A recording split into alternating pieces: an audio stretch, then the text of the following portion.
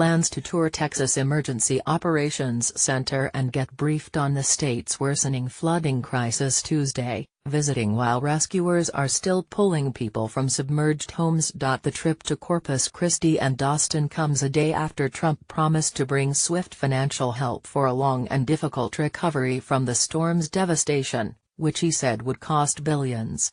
"We think you're going to have what you need and it's going to go fast," he said.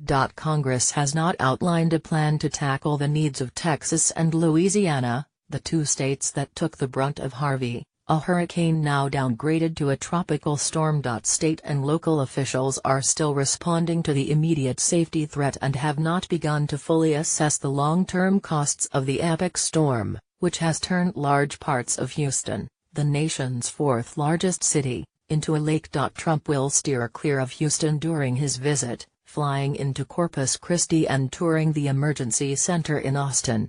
While it will send a strong signal of federal government concern, Trump could stretch already stressed resources, given the logistical and security requirements of a presidential visit. Texas Governor Greg Abbott, a Republican and supporter of the president, has welcomed him and given the federal government high marks for its initial response. Abbott has mobilized the Texas National Guard to help with rescue and relief efforts. Several Texas lawmakers, led by Senator Ted Cruz, a Republican, opposed a federal aid package in 2013 following Hurricane Sandy, the massive storm that hit New Jersey and other northeastern states. But northeastern lawmakers have said they will not resist helping Texans in their time of need. Congress has failed to gather majorities on several major issues this year.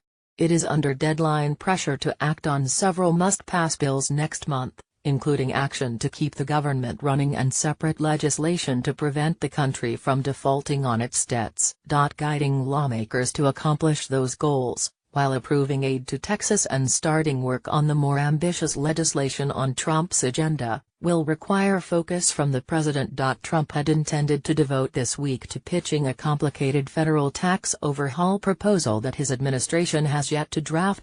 He has a speech planned Wednesday in Missouri to begin that effort and has said he is likely to return to Texas and possibly Louisiana later in the week to provide more attention to Harvey recovery. Even as Trump contends with those domestic issues, he faced another provocation from North Korea, which launched a ballistic missile over Japan on Tuesday morning. Trump repeated his threat that all options are on the table in a statement Tuesday. He had a lengthy call with Japanese Prime Minister Shinzo Abe and plans to speak with Prime Minister Lee Hsien-loong of Singapore by telephone during the flight to Corpus Christi, the White House said. Trump tweeted about the storm early Tuesday, including a retweet of a National Weather Service warning. Historic flooding is still ongoing across the area. If evacuated, please do not return home until authorities indicate it is safe. In addition to storm tweets, Trump sent out praise of himself, including a message from Fox.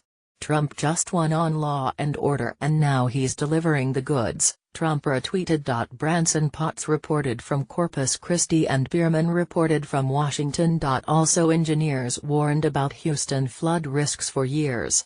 Why didn't anyone act?